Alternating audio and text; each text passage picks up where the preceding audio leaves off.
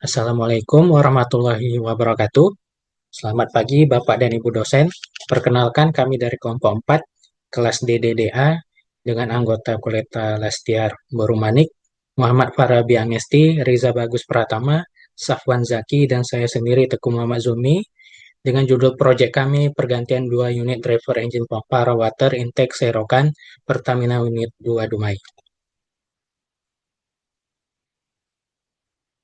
Latar belakang, RU2 Dumai kapasitas 170.000 barel menyumbang 16% kebutuhan BBM nasional, beroperasi sejak tahun 71 dan di tahun 84 menambah kapasitas kilang dengan unit baru hydrocracker. Tantangannya, pasokan air baku dari Sungai Rokan sekitar 40 km dari water treatment plant yang berada di kota Dumai. Pompa yang digunakan masih menggunakan diesel engine, di mana boros, mahal, dan memiliki emisi yang tinggi. Permasalahannya, biaya bahan bakar yang tinggi, solar industri yang tinggi, biaya spare part dan maintenance yang tinggi, ketergantungan pada OEM, dampak lingkungan, polusi udara, dan emisi karbon yang tinggi.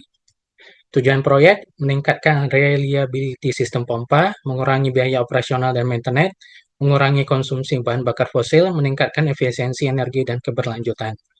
Rumusan masalah, biaya bahan bakar yang tinggi, biaya spare part dan maintenance yang tinggi, dan efisiensi energi yang rendah.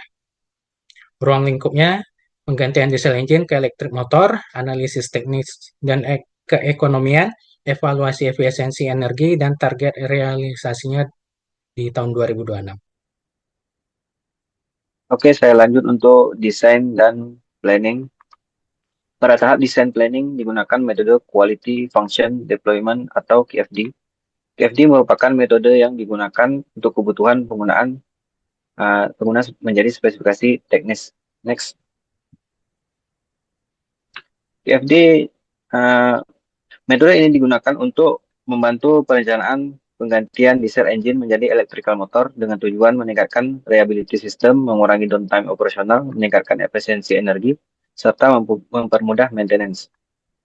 Berdasarkan hasil identifikasi kebutuhan operator dan maintenance diperoleh beberapa customer requirement utama yaitu reliability tinggi, maintenance lebih mudah, downtime operasional rendah, efisiensi energi, serta peningkatan aspek safety dan environmental.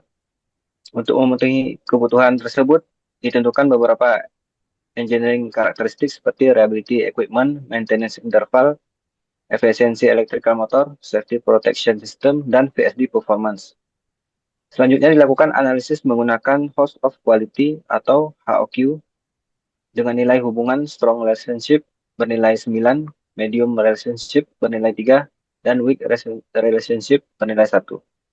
Berdasarkan hasil technical importance rating diperoleh prioritas utama yaitu reliability equipment, maintenance interval, efficiency electrical motor, dan VSD performance. Dari hasil analisis, di slide selanjutnya Mas.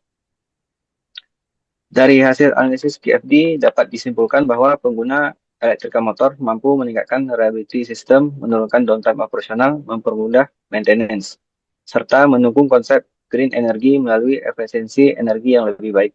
Selanjutnya presentasi akan dilanjutkan oleh Mas Farabi.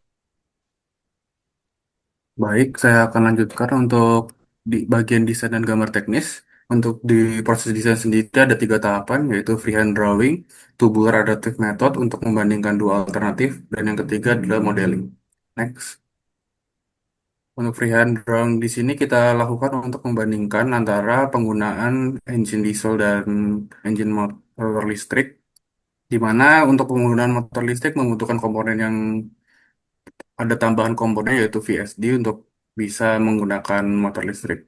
Selanjutnya akan kita tampilkan untuk hasil tubular analisis metodenya. Di sini kita menggunakan sistem scoring di mana sistem scoring dari 1 sampai 5 untuk 1 sangat buruk dan 5 sangat baik. Dapat dilihat di sini bahwa electrical motor memiliki scoring yang lebih tinggi daripada diesel motor. Dan untuk hasil tubular analysis metodenya bisa dilihat dalam slide selanjutnya. Selanjutnya bisa ditampilkan untuk 3D modeling. Di sini adalah hasil dari 3D design yang kita pakai adalah dengan electric motor. dengan komponen yang bisa dilihat di slide ini. Selanjutnya bisa dilanjutkan untuk Mbak Koleta atau analisis teknik ekonomi. Terima kasih. Oke, selanjutnya ada analisis teknik ekonomi di mana dibagi menjadi 3 bagian, yaitu struktur biaya, analisis pasar atau demand forecasting, dan juga economic decision. Next. Dari segi struktur biaya ada 3, yaitu biaya tetap, variabel, dan juga produksi, di mana biaya tetap terdiri dari 3, yaitu pekerjaan persiapan, project management, engineering design yang dijumlah sekitar 2 miliar. Kemudian biaya variabel adalah biaya yang dibutuhkan selama proyek berlangsung, berkisar sekitar 10 miliar. Kemudian biaya produksi adalah jumlah dari biaya tetap ditambah dengan biaya variabel sekitar 12 miliar. Next, ada analisis pasar atau demand forecasting di mana terdiri dari produksi yang diharapkan semakin banyak, fuel yang diharapkan semakin sedikit, kemudian cost yang diharapkan semakin sedikit, dan juga maintenance yang lebih ringkas dan juga memiliki eh, parameter yang lebih sedikit dan juga lifetime yang lebih lama. Next. Untuk economic decision di mana investasi awal sekitar 12 miliar, umur ekonomi sekitar 20 tahun, keuntungan sekitar 6,5 miliar, asumsi suku bunga 10%, dengan biaya operasional per tahun untuk listrik dan juga maintenance sekitar 685 juta per tahun, dan arus kas bersih yang diperoleh sekitar 5 miliar. Next, untuk NPV yang diperoleh pada proyek ini yaitu sekitar 37 miliar dengan investasi dan juga arus kas bersih yang diperoleh dikalikan dengan suku bunga. Next, untuk rate of return yang diperoleh sekitar 2. Next, kemudian ada benefit atau cost ratio sekitar 3,9680. Next. Untuk payback period sekitar 2,1456 atau sekitar 25,8 bulan atau 2 tahun 2 bulan. Berdasarkan semua parameter yang telah dijelaskan, diperoleh break-even point atau BEP-nya dari segi parameter NPV sekitar 37 miliar, besar dari 0, dikategorikan proyek ini sangat layak. Kemudian ROR, ada rate of return sekitar 46,5% per tahun, di mana pada interpolasi dengan jarak waktu 20 tahun sekitar 12-13%. Jadi, untuk proyek ini dikategorikan sangat layak untuk BC rasio sekitar 3,9680,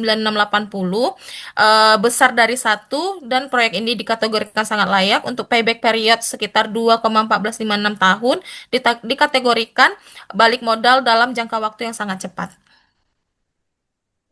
Oke, dari segi analisis teknis kita analisis dari 2 secara ergonomi dan safety ya. Untuk perbandingan ergonomi, setelah konversi ke motor listrik, resiko cedera otot menurun karena ada pengurangan beban angkat, perbaikan postur, dan lingkungan kerja bisa dilihat dari tabel berikut. Oke, next, Mas. Dari segi aspek K3, adanya perbaikan ya di segi kebisingan, getaran, kualitas udara, karena motor listrik jauh lebih senyap, mengurangi resiko kehilangan pendengaran, serta vibrasinya lebih bagus dibandingkan diesel engine, serta emisinya juga lebih bagus. Next, Mas. Oke, dari analisis material, kita lakukan opsi 1 dan 2 antara drive shaft composite coupling dengan plumber block. Keputusan kita ambil opsi plumber block karena beban radialnya sangat ekstrim sehingga kita lakukan penambahan plumber block. Serta dari segi material, motor listrik lebih tahan lama, memiliki lifetime 2-3 kali lebih lama dari diesel engine. Kalau dari segi analisis struktur mekanikal, setelah kita lakukan perhitungan, kita ambil untuk spek motor listrik dengan 560 kW dengan kecepatan 1800 rpm. Next, Mas. Oke, dari beberapa hal tersebut bisa kita ambil kesimpulan untuk manfaat ekonomi dari perubahan ini adalah penghematan signifikan dari penghapusan bahan bakar solar serta biaya preventive maintenance yang rendah serta mengeliminasi biaya overhaul dan juga BEP yang relatif sangat cepat. Dari manfaat teknis yang kita ambil adalah keandalan dari motor listrik yang tinggi, performa stabil, vibrasi rendah, dan lingkungan kerja yang bersih. Untuk rekomendasi ke depannya adalah kita bisa implementasikan terkait improvement ini ke unit lain, serta mengaplikasikan integrasi smart monitoring, IoT, dan predictive maintenance, serta melatih SDM terkait manajemen risiko dan SOP yang baru. Mungkin sekian presentasi dari kami, kurang lebihnya mohon maaf.